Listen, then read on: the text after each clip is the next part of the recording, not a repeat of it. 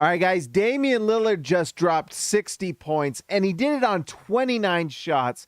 Just incredible. Let's talk about the Blazers. Let's talk about the Jazz. It's the Hoops Nerd postgame show.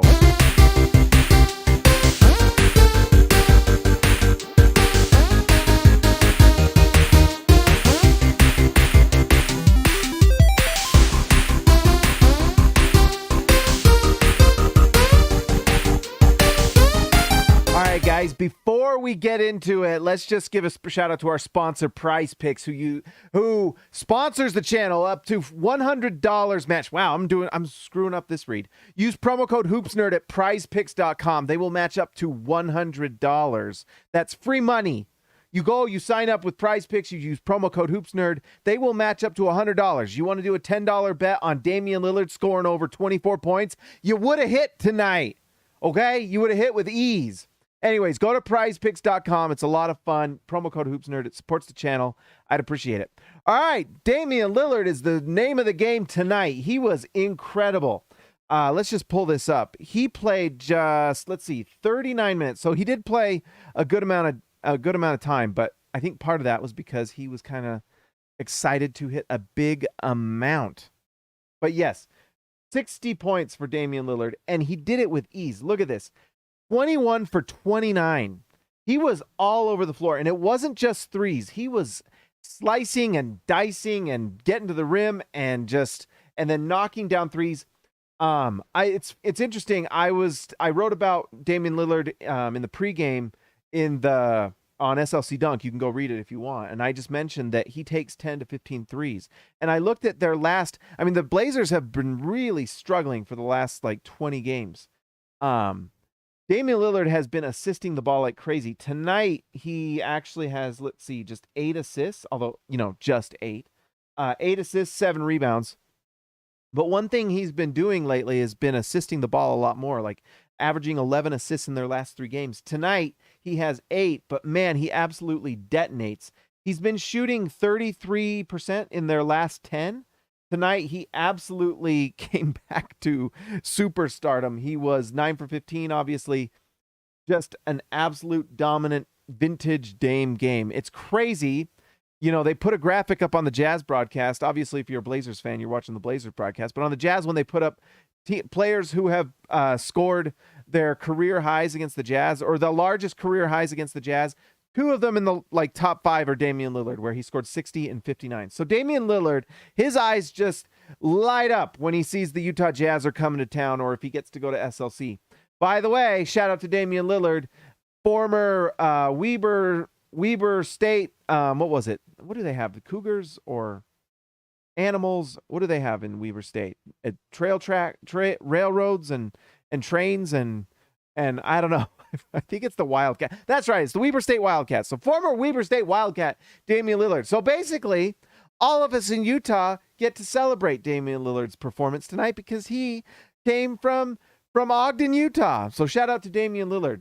Absolute superstar. And there's the big difference with this Blazers team is, honestly, you just kind of hope that he can have, if Dame can shoot, 38% to 40%, and kind of have those numbers that make him such a superstar, then it changes everything for them. Because defensively, they're just going to struggle at times, especially if you're going Damian Lillard and Anthony Simons at the 2 guards. That's just really tough to defend very well. Simons is an incredible offensive player, although tonight, and interestingly, he did not have a very good offensive night. It was the Dame show. Jeremy Grant had a nice night tonight, at least from the field, 9 for 15. 19 points. And then Jusuf Nurkic, interestingly enough, only plays 18 minutes. Josh Hart only plays 9. I'm not quite sure if he was just not what was going on there. Did he get injured? I did not even notice. But anyways, Nurkic doesn't play. They actually play, what's his name? Where is he? Drew Eubanks plays 26 minutes. He was really solid. He was a +3. Damian was a +11, but it was interesting that they went with more Drew Eubanks than they did Jusuf Nurkic, and I think it was partly because Nurkic kind of matched up with Walker Kessler, and it made things a little easier for the Jazz defensively. Then they put out, I don't know a lot about Drew Eubanks, but the guy plays hard. 10 rebounds, 8 points, solid stuff for him. It's interesting that they ended with him and that it worked. Although part of that was just Damian Lillard. It didn't quite matter who was on the floor as long as you played defense. Give the ball to Dame and he will score. Is basically the name of the game for the Blazers. There was one interesting little play. Gary Payton grabbed Anthony Simons' arm at one point on a defensive possession to get him to guard the right guy, and Simons eventually moved, but then did not. Then the Jazz scored. It was a little interesting little thing to watch. I wonder if Gary Payton I don't know. This is an interesting little wrinkle here for the Blazers. Like at some point, does Gary Payton get more minutes and show what he can do defensively? Because defensively, he's incredible. And you could argue that as good as Anthony Simons is offensively, the defensive downside might be a wash, you know? If he's giving up as much or more on the defensive end than what he is giving on the offensive end, then maybe you need to think about somehow getting Gary Payton in the game, especially if he can kind of counteract what Dame has to do offensively, so Dame doesn't have to play so hard on defense. Stay rested. Something to think about. I don't know. It's really interesting. Shaedon Sharpe is the guy you want to see more and more of if you're the Blazers. They've got a lot of weapons, and they're really a team that in this trade deadline might be able to maybe combine a few guys into a stud. You know, like Shaedon Sharpe and Jeremy Grant honestly gets you a star from a team trying to get rid of him. Can you give Shaedon Sharpe? They're not giving up Shaedon Sharpe, by the way. But if they were interested in like a KD trade back in the day, that's something that they would consider. I wonder if that was even talked about. You remember when KD was talking about wanting out of Brooklyn? Like a Shaedon Sharpe, Jeremy Grant plus a pick or two is something that would probably be appealing to a lot of teams because Shaedon Sharpe is going to be awesome. No, we'll see. I mean, he could take a downturn next year, but all the signs are there for this guy to be really good. I mean, if you're a Blazers fan, you just want him to be great. One other thing with the Blazers, I mean, they're still like, pull up Tankathon here. They do the best job. It's funny how Tankathon does a better job keeping up, but the Blazers are still, even after tonight, they're number 11 in the lottery. They're still like a game worse than the Jazz there, or just close. You know, at some point, if they keep on losing, I think Dame had mentioned that two teams he had thought about going to was Utah and the Lakers. I mean, if you are still losing and you're Portland, at some point, do you just ask Dame, like, do you want to go to LA? I know Blazers fan will hate me for mentioning it, but I mean, if you can build it around Shaedon Sharpe and somehow get a nice pick in this draft, I mean, I don't know. It's something to think about because those two picks, if you get them unprotected from the Lakers, are going to be phenomenal because the Lakers are stupid idiots. But they're not going to do that. That's just a thought. That's just a thought. All right, let's talk about the Utah Jazz. This Jazz team is still a solid basketball team. I think they're losing more. Well, in their last 10, they're 6-4. So they've actually been a above 500 team in their last 10. After tonight, does it say on here? Last 10 for Utah, 5-5. So they're a exactly middle of the road basketball team. They're the record for the year 25-26. You know, and they're playing 500 ball right now. You guys, Alexander, you see how it like it's the yellow from the Jazz, but it's like the green screen doesn't love yellow. But anyways, well, I guess it likes yellow technically because it's one of the shades of green, I guess, and it's okay. We're just gonna keep rolling. But this Jazz team, I think, was playing a little bit tonight. I mean, you've got to figure out a way to stop Dame a little bit. 60 points on 29 shots. And the crazy thing, well, I guess he did take 10 free throws, so that's a pretty good amount. But 29 shots to get 60 points is just wild. You know, this Jazz team just does not have a lot of elite defenders. We've talked about this before. Malik Beasley plays tonight, does not knock down a lot of threes.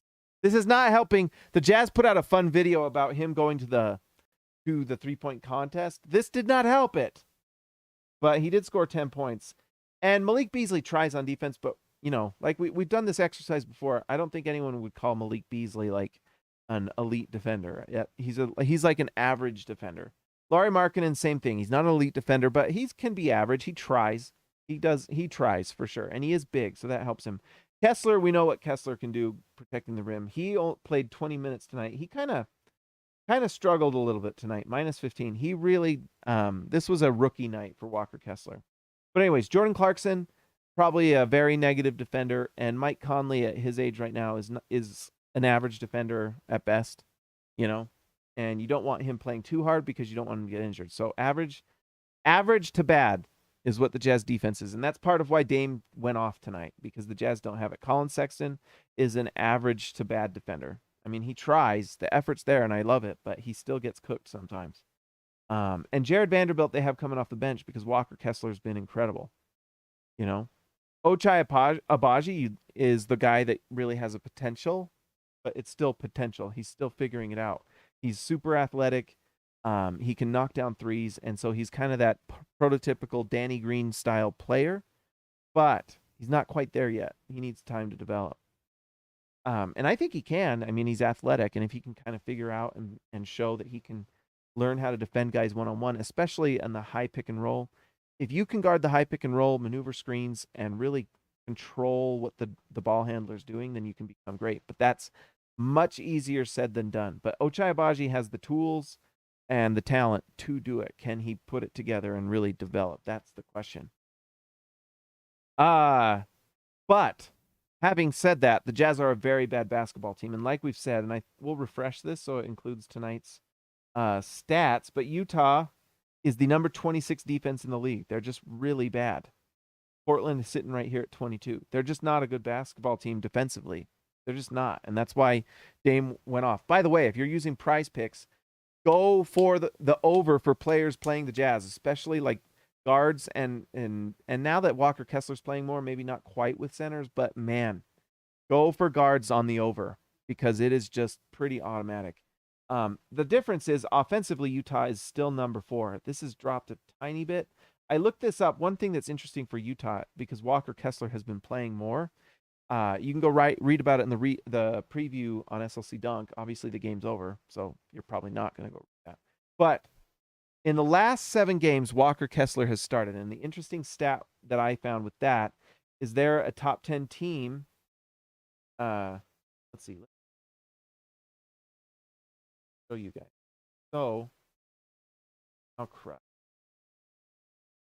You'll just have to take my word for it. So the Jazz are the number 10 offense. Let's see. No, it was either 9 or 10. I can't remember either. But they were the number 9 offense or number 10 offense and the number 9 or number 10 defense. I can't remember which was which. So they're a top 10 offense, top 10 defense right at the edge. So 10 and 10 basically with Walker Kessler starting, which is really interesting. It means that rim protection from Walker Kessler is really doing some nice things for the Jazz. But offensively, they've taken a dip. It's interesting. So what do you want? Do you want to be the number 3, number 4 offense and the number 25 defense? Or do you want to be the number 10 offense, number 10 defense, both of them, be top 10 in both? Interesting.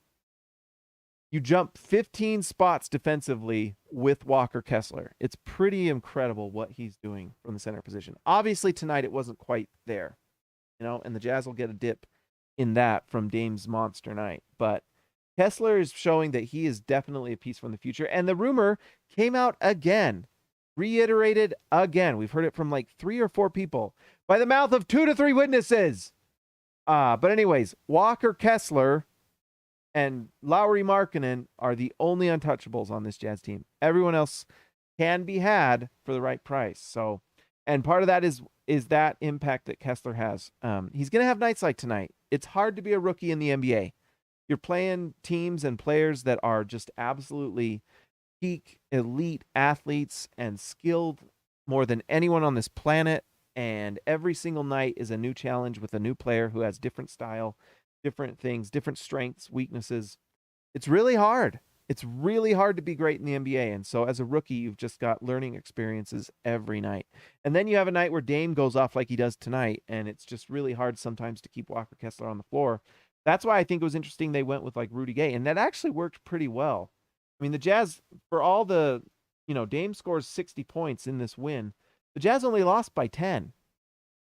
You can really just kind of see what this team lacks. And it's really just perimeter defenders. Lauri Markkanen is incredible offensively. I mean, tonight he didn't have the rebounds he normally does, But even on like a kind of a quiet night for Markkanen, he was 50% from three, 24 points. I mean, honestly, it's just basically automatic now that he's scoring between 23 and 26 just every night. Where is he at? Yeah, 24.8. I mean, he's 25 and 8 every game. And he's thrown in 2 assists. By the way, the assists are getting a little better. He's moving the ball a little better every night. Let's see, 1.8. Back, let's go to basketball. Let's go to Markkanen. This won't have his most. But you go here. Let's look at his last 3 games. He's been passing the ball. Well, 1.3. Never mind. But he's just shooting it at an incredible. Look at this. Last 3 games, 61%. Tonight he shoots 50. Game score. I mean, this is a basketball reference stat, 23.2. That's really high. That's crazy high. 30 more, 54, 61. Just incredible. 91. Just insane what Lauri Markkanen is doing for the Jazz team. And as the main scorer, you know. Mike Conley had 2 turnovers. This was Mike Conley's worst turnover night in literally a month. I can't remember who it was. One of those aggregator sites on Twitter mentioned that Mike Conley has had like 1 turnover before tonight, had 1 turnover in like 20 games. Or that might be an exaggeration. It might be like 10 games or something like that. But just like a crazy stat. And tonight, of course, right after they tweet that, he has 3 turnovers. But Mike Conley had 3 turnovers tonight, which I think is more turnovers than he's had in like 20 games total. It's crazy. You know, he's not really, I wouldn't say Conley is impacting quite like he was the first, 15, 20 games of the season. I think that injury really impacted him, but he's still doing a great job. I mean, look at this, 8 points, 10 assists.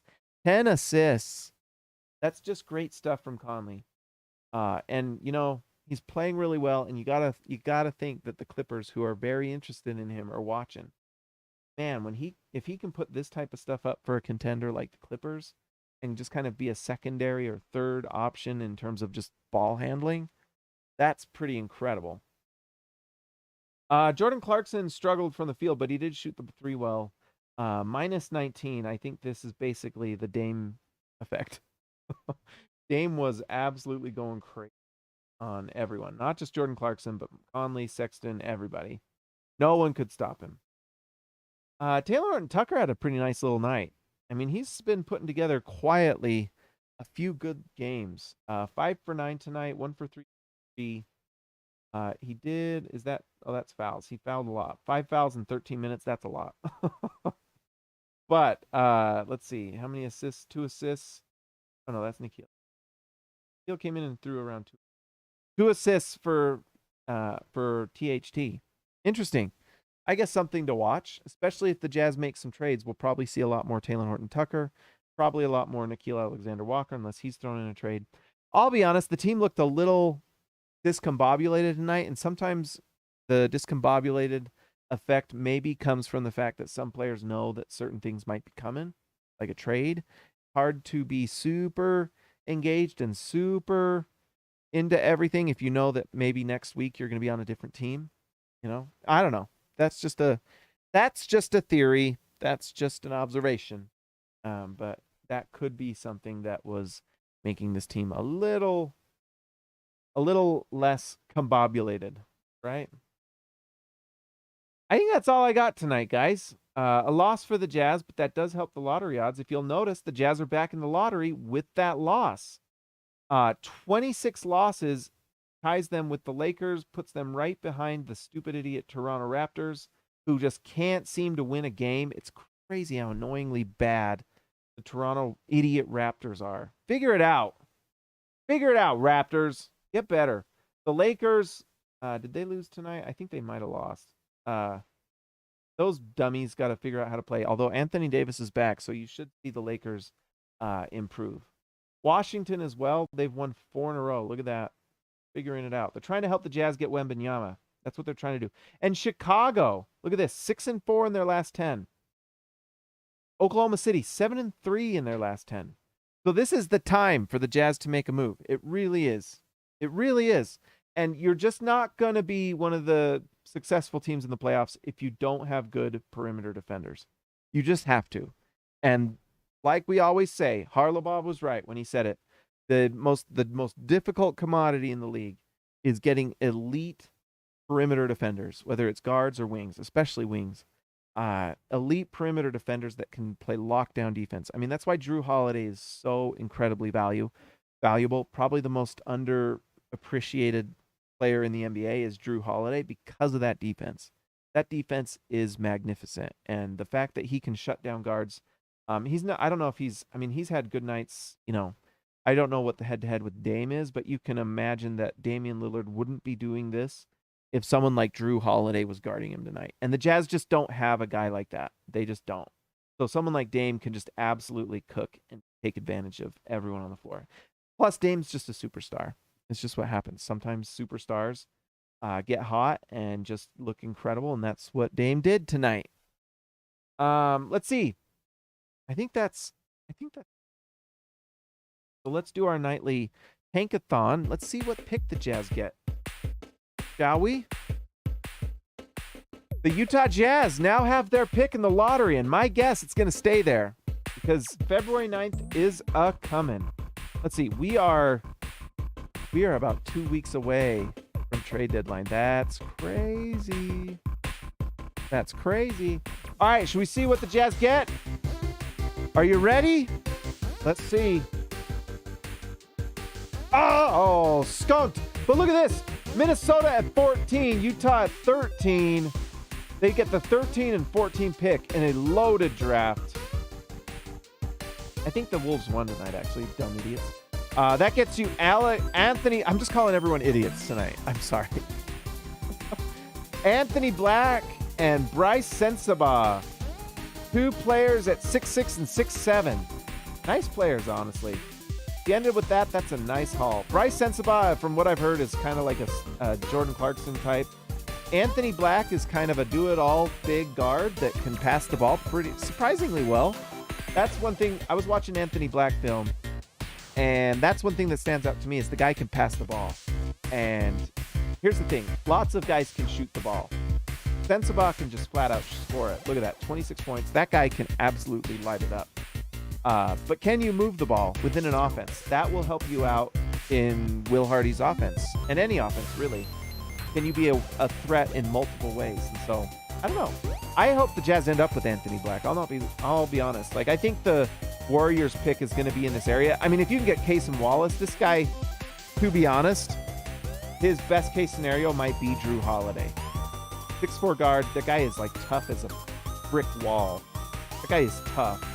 There's nothing flashy about him. He just does everything really well. And he has a chance to be a good defender. So, all right. Let's give a shout out to our All-Stars tonight. These are the guys that joined the channel and girls to help support the Hoops Nerd channel. I appreciate it, guys. You make everything happen and possible. So thank you. All right. Let's give a shout out to the man from down under, Ezekiel Rice-Ebane. See ya, Lexa Later, Bill Ford Tuff, Alexander Tuffs, Jared Chanderbilt, Shan Therick, Jorge Arrizaga, mi amigo de abajo, Baby Elliott Madsen, Jordan the Goat, Bessrel, Just Buckets, JB, Zap Watts, TGD, Total Game Domination, Christian House Money to Haas, Tyson Price, The Price is Right, X marks the spot for Zintas, Joshua Hansen, The Danish Destroyer, Austin R. Grant, Editor Extraordinaire, Donald Schooley, School and all of us, DW to CB, Darren Williams to Carlos Boozer, Patrick Kagubo, the Connoisseur, and Robert Hall of Fame. Thanks for joining the channel tonight, guys. If you haven't already, go to Prize Picks and sign up if you are into getting easy overs, like with Damian Lillard and 60 points. And use promo code HoopsNerd. If you haven't already and you're a Jazz fan, you're watching this, or a Blazers fan, why not? Like and subscribe to the channel. What are you doing? Make sure. And also, if you want to support the channel, hit join. You can become an all-star. We'll give you a freaking awesome nickname, and you can join the live chat. Although any member can join the live chat. That's the perk. And I forgot that when I switched it for a little bit, and I'm sorry to the members. The live chat is for members, baby. All right, guys. I will talk to you next time.